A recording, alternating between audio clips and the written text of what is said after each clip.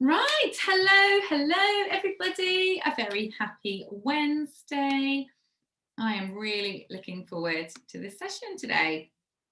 So today it is all about positioning your business for success. So who is joining us? Hi Lena, how are you doing? Hi Janice, lovely to see you.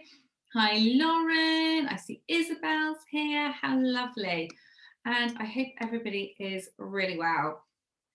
So first thing I wanted to kick us off with is the idea, and this might be a bitter pill for some people to swallow, that hiding in your business doesn't work. Like, you have to be bolder. You need to grow yourself to grow your business. Like, you're here to help more horses. That's what you want to do. You've signed up for this retreat. You're capable of so much more. So just keep going. Like, so many people are so worried about so the practitioners in my area. You're already ahead of the game. Like, just being here, you're already ahead of the game. Honestly, you could spend a lifetime worrying about other people. The more you can just put the blinkers on, literally like a racehorse, stay totally in your lane, the further you will go. The more you're panicking, looking around you. What happens if you were the racehorse? You'd slow down. What happens if you're running a race? It's exactly the same. So busy worrying about other people, you don't keep taking action forward. And that really is all you need to do for business. Work on yourself, keep doing little baby steps forward and forward and forward, and you will keep making progress. Why don't most people have a successful business? Lots of people do. Why doesn't everybody? Because most people give up. Most people moan about how it's so hard, and it's easier to sit on their bottom and watch Netflix or Love Island or whatever and not actually take any action. So showing up for day 3, and if you're on the replay, welcome. Do you use #replay? You're already different. You're already streets ahead. So please just really bear that in mind. Honestly, don't worry about what other people are doing. Just you keep pushing yourself forward. Tomorrow, I'm so looking forward to more mindset stuff. It's going to be fab. But yeah, let's crack on with today. Now, I know lots of people have been wanting some strategy. So yeah, this is going to be a bit more businessy because we've been talking like where we want to go and what's getting in the way. So I'd love to hear how everybody was feeling after yesterday's exercises, whether you were joining us live or on the replay, where we were doing the triggering. What's triggering you? Trying to unblock it, like discover, go deep and discover what the problem was. And then we're doing some tapping on time, which I love. And I loved all the comments. Everyone sounded like they were zoned out from tapping. Okay. So what else do I want to say? Keep doing the homework. I've seen loads of comments on the homework threads. I don't dream this stuff up just for fun, guys. Like I set homework, not because I want to be a teacher, but because I want you to not lose the momentum. Like I said, I've got a truckload of energy. Like, I'm showing up on it. You just need to keep it going. And that's why I want you to do tasks later in the day or the next day, like whenever it's not school. I just want you to be an action taker. So just to recap what we've already covered so far this week, it's okay to want it all. Like, that's, I think, the biggest thing I want to get out there. You can want to ride, you can want to help horses, you can want to make money, and you can want to still have time to play with your children, go out for lunch with your friends, take your horse to a midweek show, whatever it is. You really can do all that. And I was thinking this the other day, like all the things I felt like I was told in my 20s. I think Lisa just got on the call. I know she'll relate to this. Like, you need to grow up now. Like, do you really think you can just play ponies all day long? You need a proper job. All those things that I was like, no, I stood by and stood for have actually, done me so much good. So honestly, you can like live your little pony mad girl's dreams. I knew that would relate with you, Lisa. And you can really have it all. It's all for the taking. It really is. All you need to do is clear the stuff that's holding you back, know what you want, and start taking action. And today it's detail. Today it's roadmap. Today we start making a plan for your success, and it all starts with how you position your business and then how you pitch. So talk about your business, okay? So I know that that is what lots of people wanted to hear about. Okay, so I want you to get your workbooks ready. We'll be starting on page 8 today. Loads to take notes on, and just set an intention. I love setting intentions that you're going to find your position. You're going to find your niche so easily. Now, if this is something you've already worked on with me before, because this is something I love teaching about, recheck your niche, because one of my lovely clients, Katie, who she spoke on the retreat in July, she was saying, she messaged me before the July retreat going, I was so clear, we worked so hard on my niche and I felt like I strayed. So if you've heard me talk niching before, you need to hear it again, okay? Because it is so easy to just take a step off and jump onto a different path without meaning to. So if you, as I said, if you've heard me talk about this topic, because it's the topic I love talking about, please keep going, okay? Now, this is one of the biggest mistakes I see practitioners make. It's not being clear on who you help. So if I said, who are your clients? Like, who are your dream clients? Put a 1 in the chat. If a bit of you just like, anybody who will pay me money, anybody with any kind of horse, I don't care, I just want clients. Put a 1 in the chat if you feel like that. And that is nothing wrong with feeling like that. I know why you feel like that, but it's actually not what is going to get results in your business. It really is the opposite of common sense. So it's fine to feel like that. And I get it. And I felt like that early on in my business. I was like, oh my God, I thought this amazing course. I was like, why isn't every single person with a horse coming on this course? I didn't get it. And then I did get it. So you have to be laser focused on who you are here to help. We all want an expert.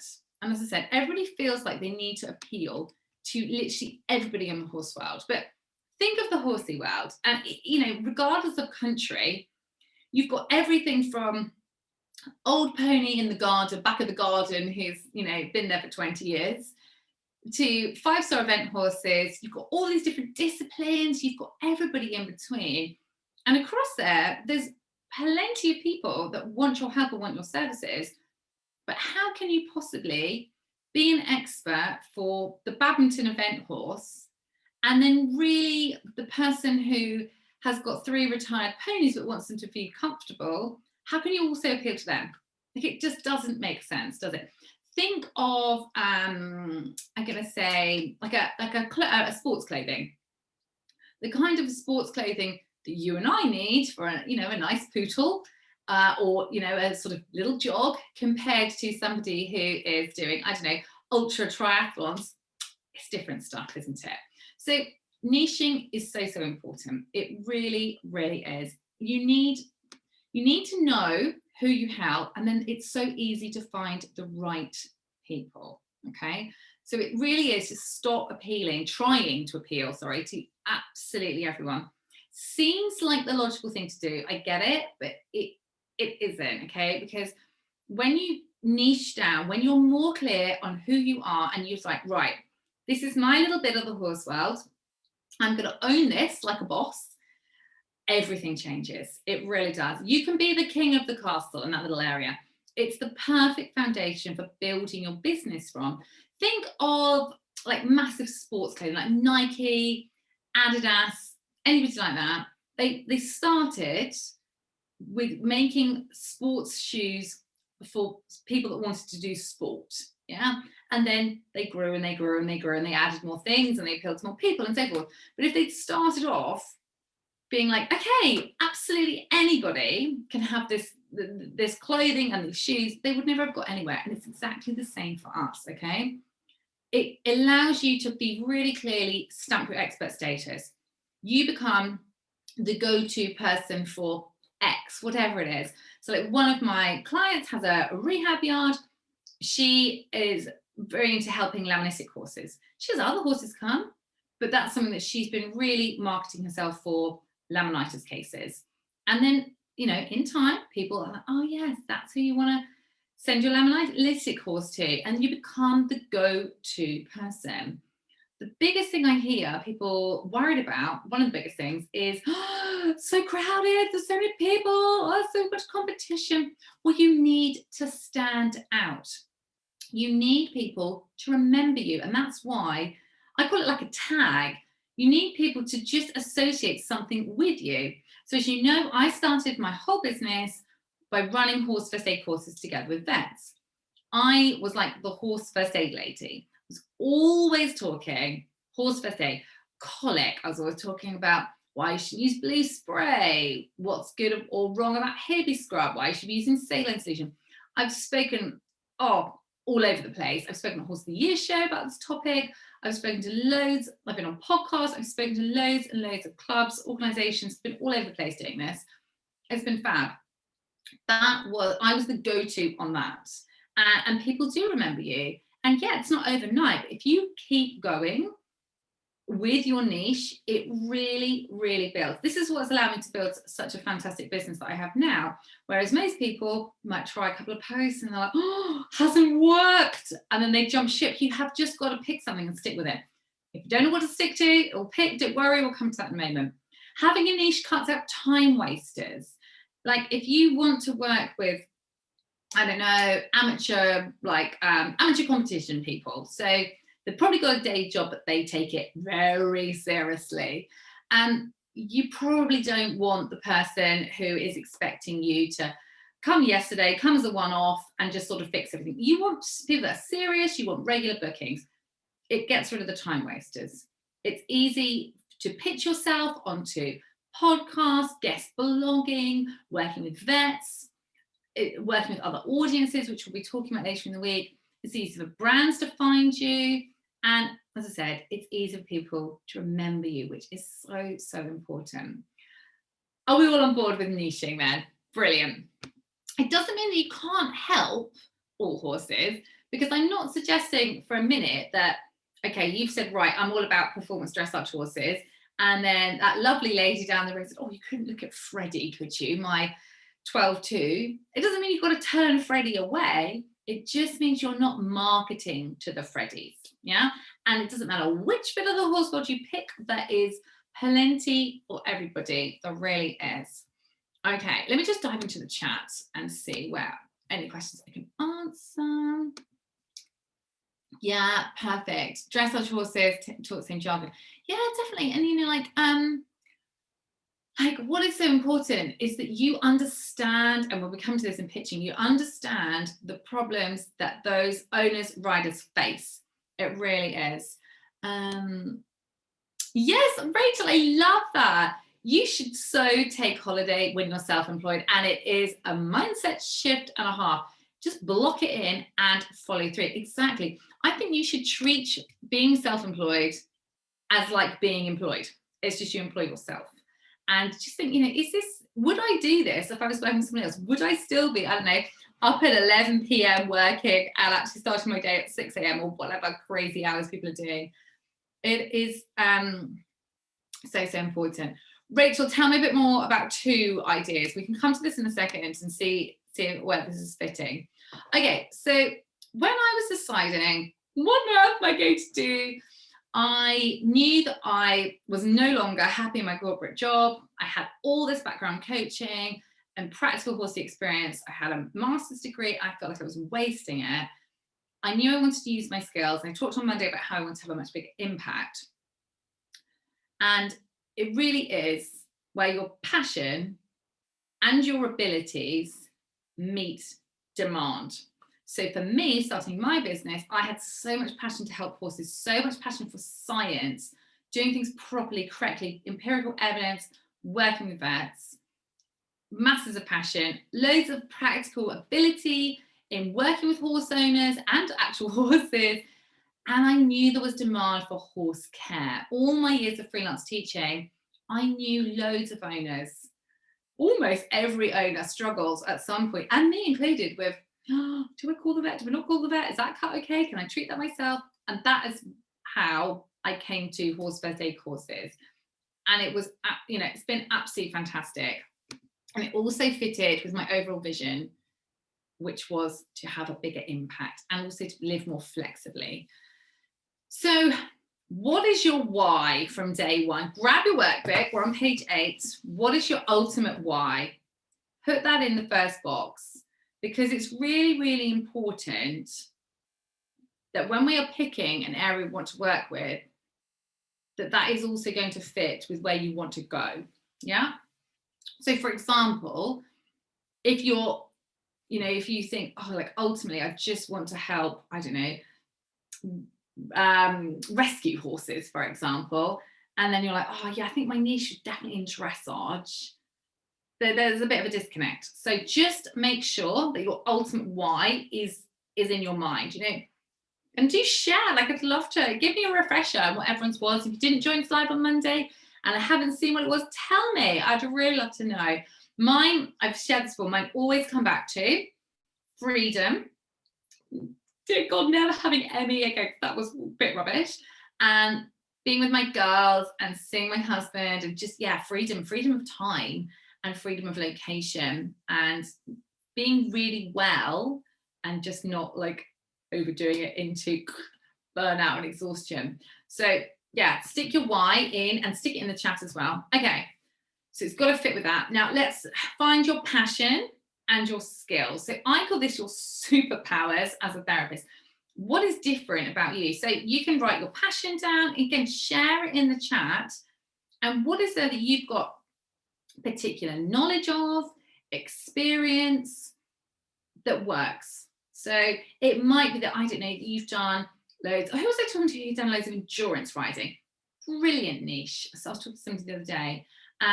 I have definitely, my forte in the horse world is the grassroots, like low grassroots riders.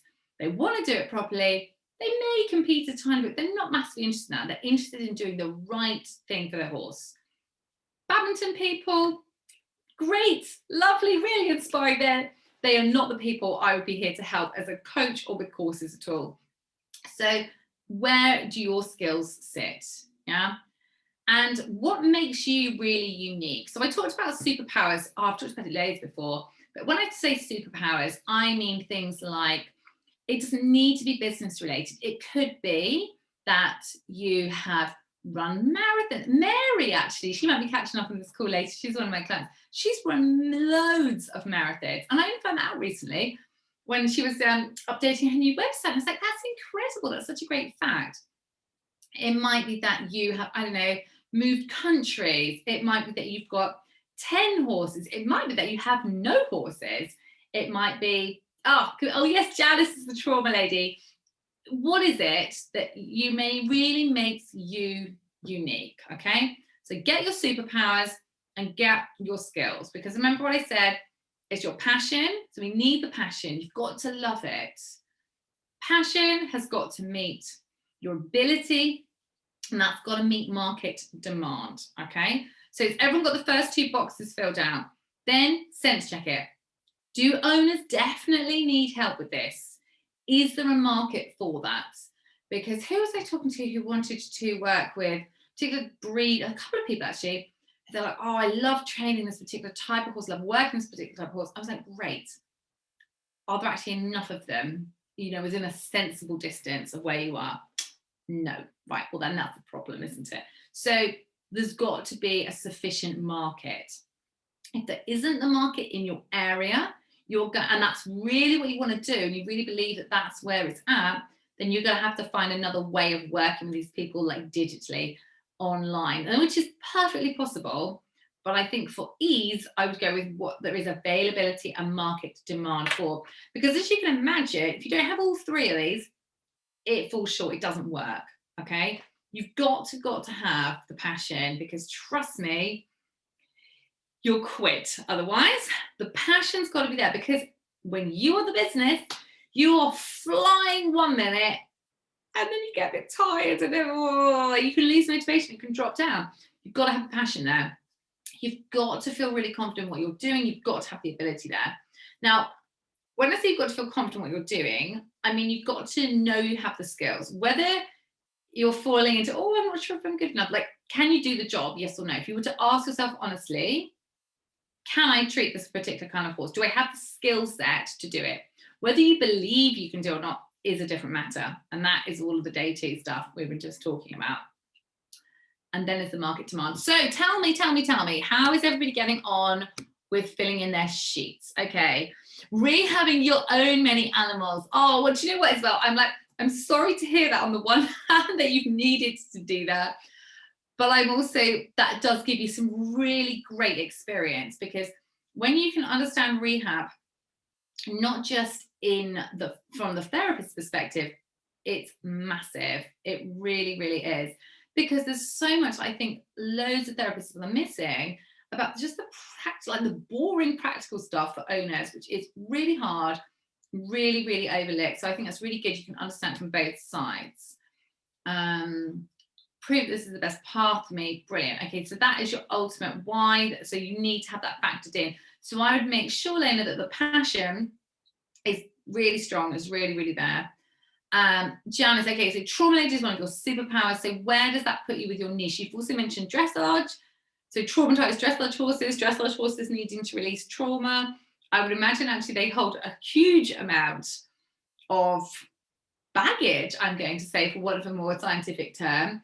And actually, that's one of the topics we're looking at the conference is why do you, I don't know if anyone noticed it. In fact, I'm asking the wrong people, of course you'd have noticed this. In the Olympics, and actually any other high-level dressage competition, you do see a lot of horses with their mouths open. Do you see a lot of horses that they're doing the moves, they don't always look that happy? And that's one of the topics we're looking at the conference. So I can imagine that there's a dressage horses trying to scream from the rooftops, but they're kind of holding it in. So I'd imagine there's a lot to release on those. Helping horses that are shouting for help and not being listened to. I love that. So that's what you want to do, is that your passion, Isabel, as well as your knowledge and experience. The only, when it comes to market demand, you're going to kind of coming at that from like the other way round, if that makes sense, because owners don't realize that their horse is screaming at them. They're like, oh, it's a bit naughty. Oh, I'll lunge him before I ride him because he's just bucked me off the last 3 days, as opposed to a problem. Creative ways to exercise. Oh, I love it. Never go out mounted games. Horseback. Oh, I'm hearing more and more about horseback archery. One of my clients, Kaylin, does that. It looks really, really fun. Oh, that's interesting, Janice. Well, that is such an interesting fact. I didn't know that, actually. That makes sense. No, you said that, but you'd think on one level that the event horses, wouldn't you, using more muscle groups? How interesting. I could imagine they have the most trauma for sure. And I guess a lot of dressage horses work hard when they're young as well. Knowledge and experience with my own horse hasn't been listened to. Yes, we have a horse like that. So everybody's sensitive that wherever you feel, where you feel your place is. And when I say your place, I don't mean like priority order, like you're not in the VIP bit. I mean, like, which bit of the horse world are you going to like put your flag in and be like, yep, this bit's mine. These are the people I want to help and serve. So I'd love you to write your help statements. I help, insert who it is, the horses, the people, the dogs. 2, what are they doing? By and how are you doing it? So get cracking with those. I work with dogs, want to help senior dogs. Getting creaky, I love that. It's so important, Rachel, to use owner words. So many therapists are really guilty of using really complicated language, which just switches owners off. Creaky dogs, love that. I want to help senior dogs who are getting creaky keep fit and healthy for as long as possible. Oh, I really like that. And educate their guardians to be the dog's advocate. Oh, that's so nice. That is great. I would imagine there is masses of demand. Like the cat and dog population, certainly in the UK, is getting so much older. You know, what was an old dog 10 years ago, maybe even 5 years ago, is different now, isn't it? Dogs are doing, and cats are doing so much better in their later years because we have, well, an awareness, advanced nutrition, more input and so forth. So that's brilliant. I think that ticks all the boxes. Gold star, Rachel, fabulous. Should I be species and discipline specific with my marketing? I think it's all about understanding who who it is. Do you know what I mean? Because there's rehab and there's rehab, isn't there? So I think I would be, when you say species specific, are you talking you're going to help dogs as well as horses? In which case, I probably would test that a little bit and see what do you feel there's like more demand for? What do you already have an audience? Is your audience more canine or more equine based? I wouldn't worry about rehab being discipline specific because yes, although you may have different types of injuries with different disciplines, a broken horse on box rest, which then needs hours and hours of hand walking and slowly being reduced to exercise, and how on earth do you ever get them in the field the first time, etc., etc. It doesn't matter what they started doing. I feel like everyone's in the same boat with that. And I think rehab, you really want to be approaching that from the angle of how to make it safer, how to make it more effective, how to support owners to get the goal. And of course, the goal is the horse and the dog and or the dog back to, you know, where you want it to be, back as good as it can be. And managing people's expectations is obviously a massive part of that. So I think that you're on some great tracks, right? Everyone share your help statement. If you are like, I don't know what to put, tell me, like this is your chance to get help. So use the chat function, stick it in there and tell me where you're at with it. You may have heard me say this before, but I feel like your niche is generally staring you in the face. I helped a lady called Becky on the last retreat. I think she's joining us this time actually. And her own horse has had some catastrophic injury and it's been on box rest, like, I wouldn't say forever. It must feel like forever for her. And I was like, that is something you can really be helping people with, box rest. You know, how do you manage long-term box rest? Because with my own experiences, some of the vets aren't helpful, but it's just they're like, oh yeah, it needs to be in the box. So get on with it. And I found it like so challenging on so many levels. Emotionally, I felt really awful for the poor horse. I felt bad. Like practically, it is often quite impractical. You know, it depends on your setup, but certainly in this country, if you have your horse in like a do-it-yourself yard, there often isn't another horse in the whole time. And my own horses have always like living out. So box rest is not a happy time in my world. And I've really, really struggled with that. And I think that's something that people massively need help with, for sure. So as I said, quite often, it's staring you in the face. So where are we? Right, Lena, share something in the chat with your help statement or your niche. Janice, share your help statement. Let's get going. Lauren, same. Isabel, get your help statement in there. You've written some fab things in the chat. Lisa, you should be pretty clear on yours, Lisa. Stick it in the chat. Rachel, I loved yours. Yours was fantastic. If you're watching this in the replay, I want to see your help statements below the video in the comments, okay? If you are struggling, this is where you ask for help, okay? There is no shame. You're going, oh, I don't know what to put. Okay, this is why you're here on this retreat. This is why I'm here to help you. So shout if you need some help, okay? So get cracking with those guys. Do you know when people make life harder for themselves? Like, I love being really productive, is overthinking. I'm all about done is better than perfect, okay? Just get something going. You can refine it later, but get something scribbled down, because you can overthink and overthink and then not be any further forward. So just, yeah, don't be afraid to just put something down on paper. Right, okay. I would like to hear from the rest of you shortly. Okay, as I said, if you're on the replay, stick it in the comments below the video. Right, let's move on to pitching your business. Now, if you're like, this sounds scary, it's not. Pitching is just basically talking about what you do. But what I find is that most people get really like tongue-tied and they're like, oh, they either go too sciencey, you've lost people, or they almost feel like a bit defensive, like, oh, I can do this and I've helped these people. All people want to know is it's all about them and it's all about the results. So I don't need a life story. I just want to know right, this is my horse, this is my problem. Can you fix it? Don't even necessarily want to know how. Again, I see lots of people going, well, I can do this and I can add in this modality and I can do this and this. I just want it to feel better. You know, I've presented the problem to you. I've told you what I'm struggling with. Let's say the horse is, I don't know, struggling to pick up one cantilever. It's a bit stiff to the right. I'm really struggling to wrap my right leg around it and get it to move away. Maybe I'm just really struggling with the straightness on the left rein, whatever it is. This is the problem.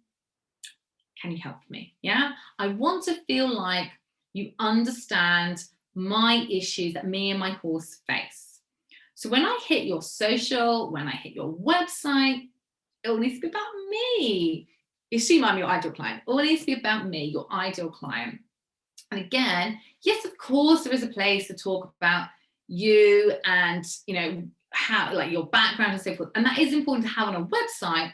But so often it's just all too vague, it's all too general. And who wants a generalist? Like, we all want an expert, okay? So is it clear?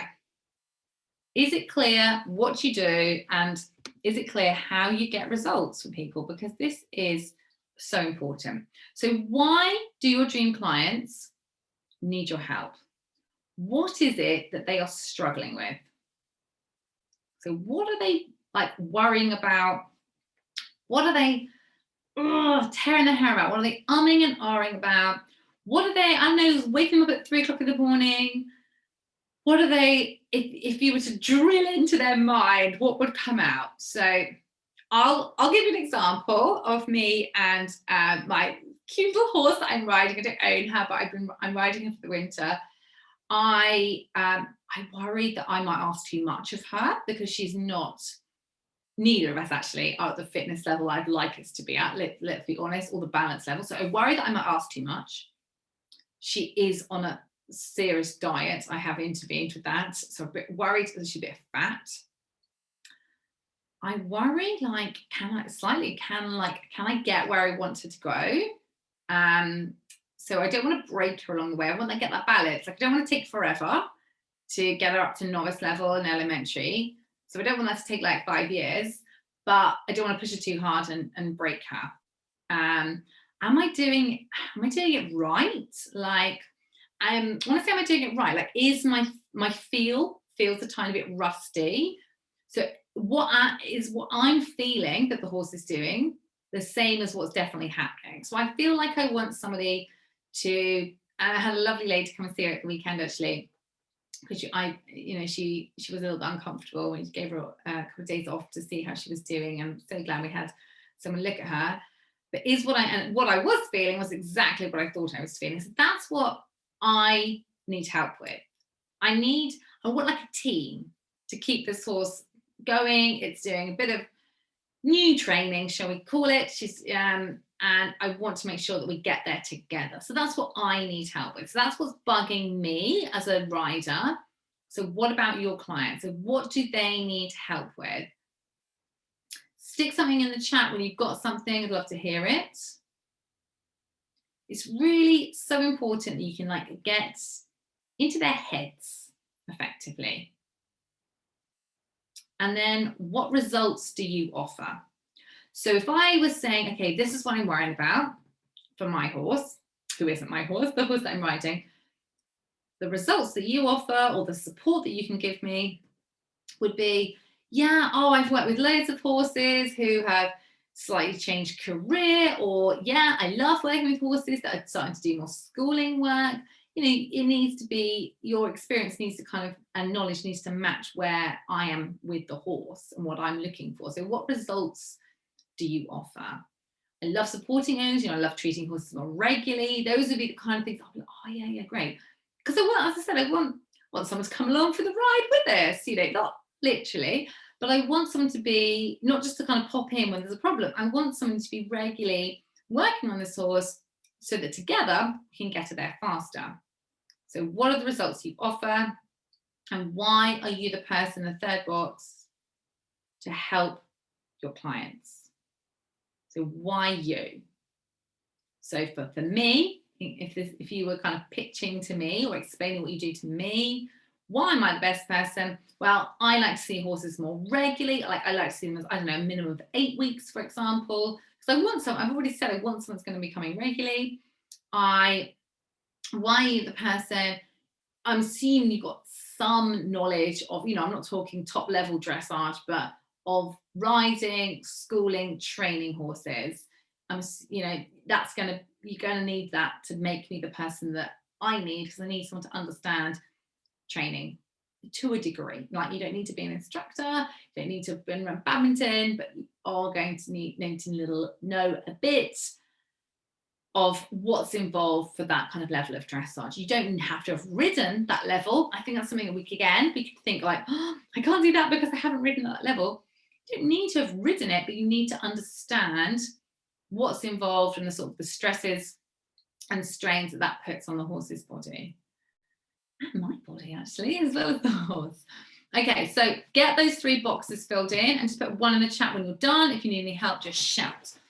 Okay, let's see, what have we got in the chat? People become used to that animal's chronic issues and don't see them as a problem.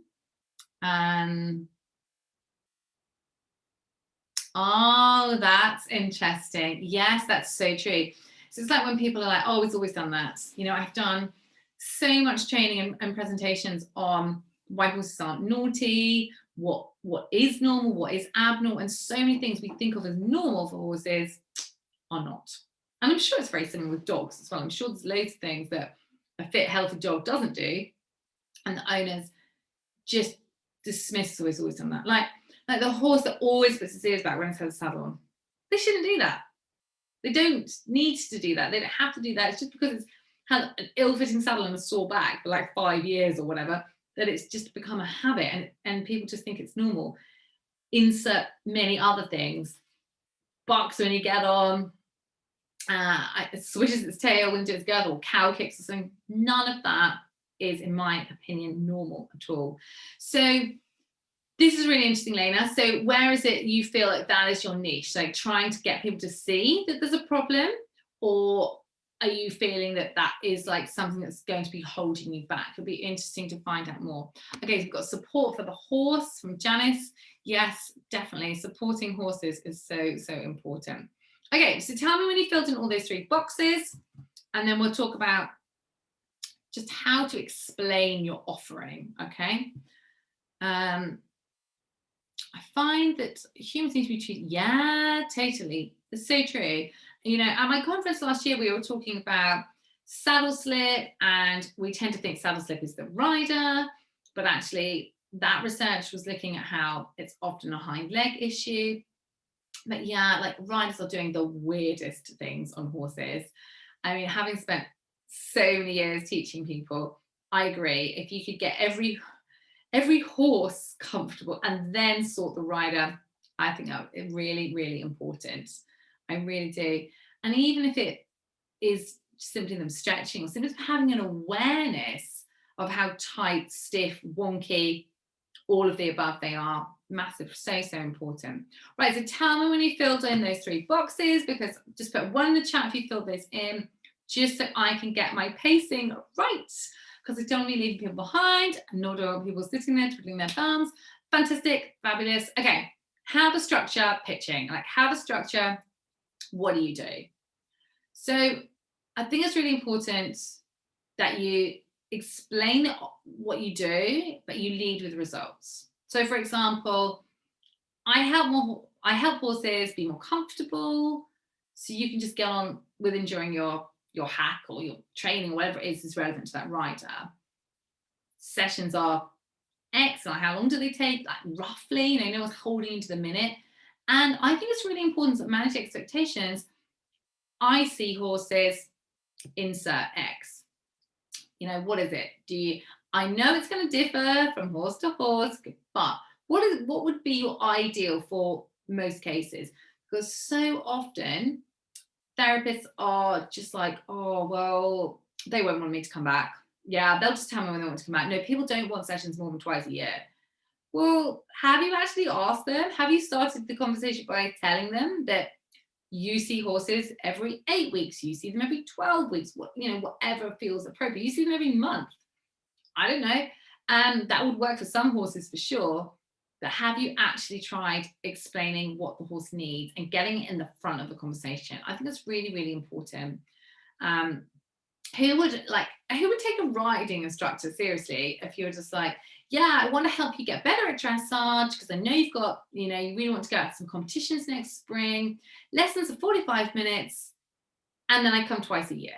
Well, it'll be like, well, why am I bothering? So I don't see why it's any different for a therapist, yeah?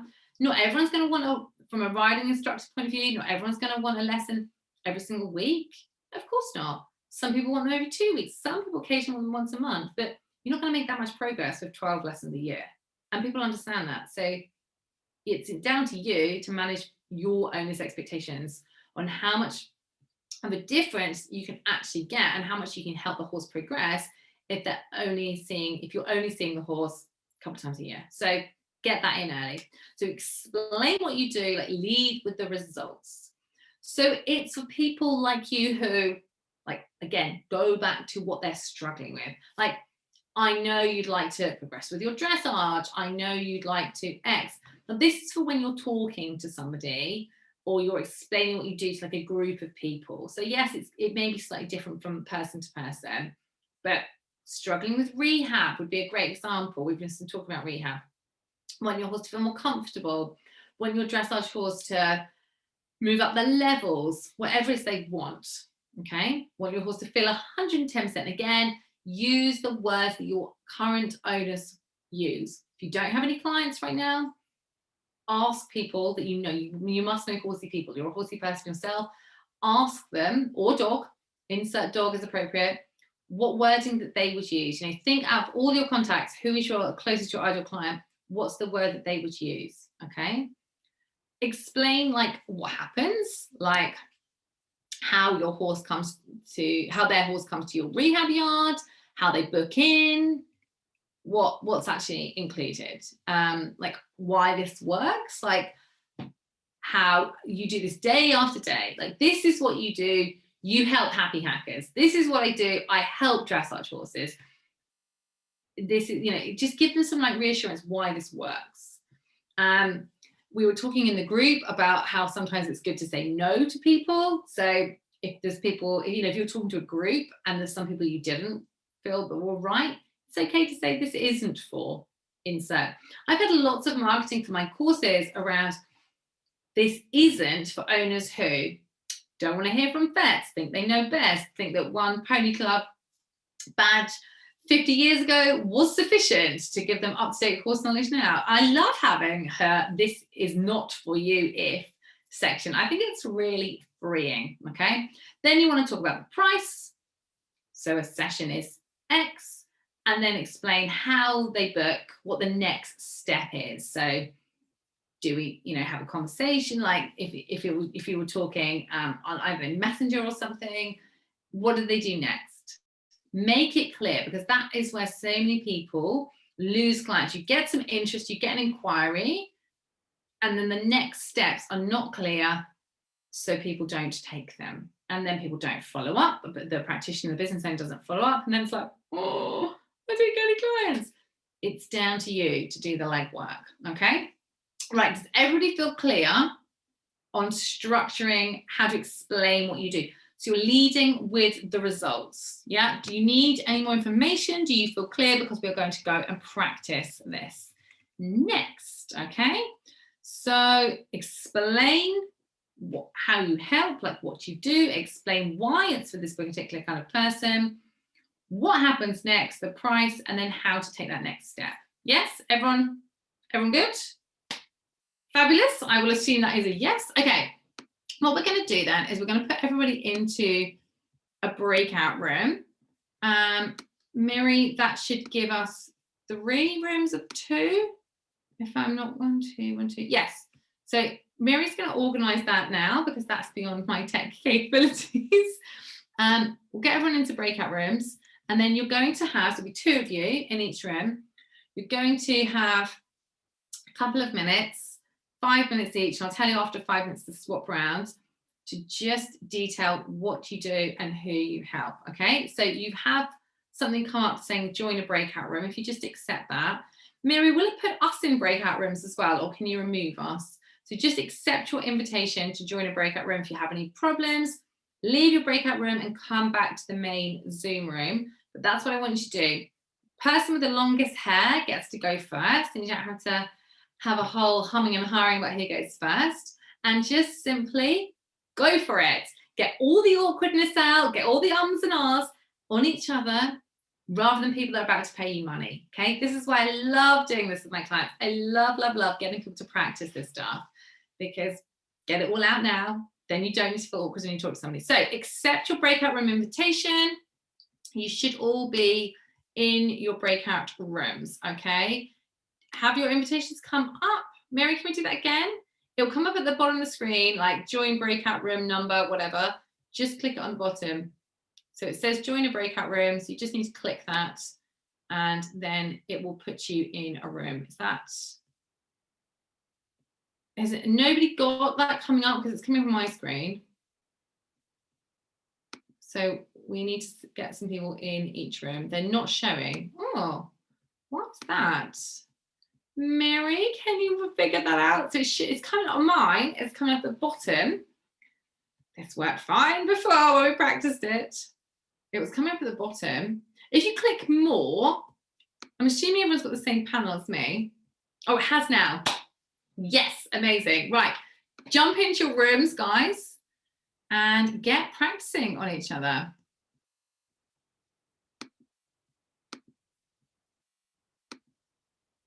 It hasn't come up for Isabel. Okay, Mary, can we do that again? For some reason, I don't know why it's not coming up. Why is that? That's really strange, because as I said, it worked fine when it doesn't tell you which room to join. Okay, right. Do we need to put you into rooms? Okay, let's just manage this. Right, Lena and Rachel, you join number 1. Can you see an option on breakout rooms to join a particular room? Can you click on, it says breakout rooms at the bottom of my screen. It won't let you join a room. Which room are you trying to join, Lauren?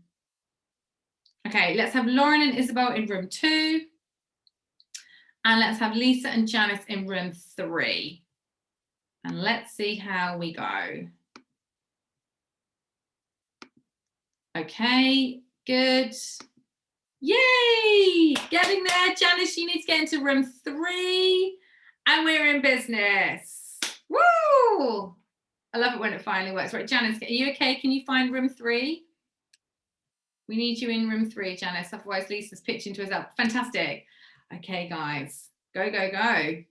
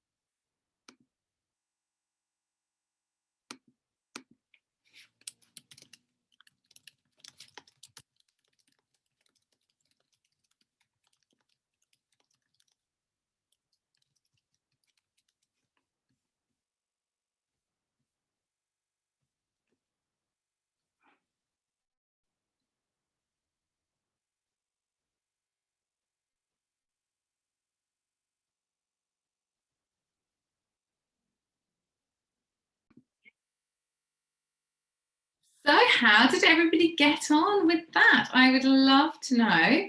Do feel free to share in the chat, and also you may need to make this box bigger at the bottom, but on page 9 I've left a space for any feedback. Stick it in there. But honestly, even if you're like, oh, this is so awkward, I feel so silly doing this, that was kind of the idea in the nicest possible way. Get all the awkwardness out on each other. You really don't want to be practicing what you're going to say to someone that's plan to pay you money, okay? Do it on each other. That's the whole point of having this lovely space, this container for everybody to practice on. Okay, final thing I want to run through, and yeah, well done guys that were live on the call with your breakout rooms. If you're on the replay, don't panic.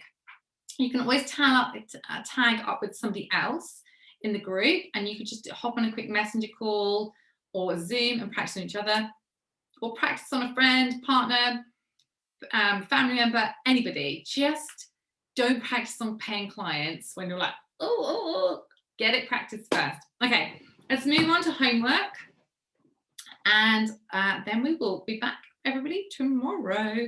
What are we saying in the chat? Oh, really helpful, brilliant. Oh, that's so nice. It is, it's so helpful. Once you can get over the awkwardness, it's so helpful. Okay, homework. All you need to do, it's really simple. Pick either one of your socials, it can be Facebook or Instagram, wherever you hang out, or your website, and go through these questions. Does it appeal to my ideal clients? So if you've just been saying it's dressage, Janice, I'll use you as an example. Is it clearly about dressage? Do the images line up? Because if you, let me think of one of my clients who was in the Expert Academy earlier this year. She's really into show jumping, and she wants to treat show jumpers. She does show jumping to quite a high level.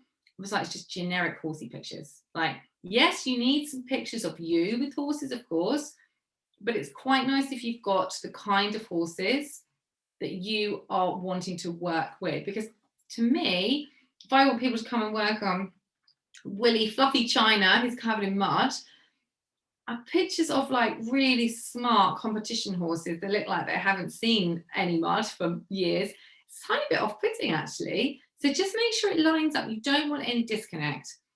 Are you talking about their pain points, their struggles? We've just talked about what is keeping these people up at 3 o'clock in the morning. It should be on your website. It should be on your social, that you understand what their problems are. Is it clear how you help? Honestly, I wade through these practitioner websites. It's like my entire life history. And then maybe there's like a tiny bit like, you can email me if you want an appointment or something. Like, make it really, really clear. If you've got testimonials, which you need to have, definitely, make sure the kind of testimonials you've got appeal to the kind of clients you want. Does that make sense to everybody? So yes, testimonials in general are great, but you want testimonials. Like, I want to see a testimonial. Say I wanted to get some help with personal training. Say I wanted a trainer. I want testimonials. I don't want people that are in their 20s and that are fit and young. I want to hear that he's put haggard, worn out mummies, or she, back together, and that they can do exercises that are short because I'm busy and I've got small children. I want testimonials from people like me. Does that make sense to everybody? So yes, of course, testimonials in general are great, but when I'm landing on your website, on your social, it's about me more than you. It's all about me. So make sure everything lines up and everything fits. That is your homework. Fill it in, report back in the group later on. And honestly, you will be surprised. There'll be bits that you'll be like, yes, tick, and the bits that you're like, whoa, I missed a bit there. So, and if you don't have a website yet, don't worry. Just make sure when you do, you follow all these steps. Go through whatever you've got out there and make sure it fits with your ideal people. Right, any other questions? Give me a shout. I will see the rest of you in the group. That was a fab session. Thank you so much, everybody, for your time, your energy, and setting good intentions. And I will see you all back tomorrow. Love to see everybody. Enjoy the rest of your Wednesday. Take care, everybody. Bye.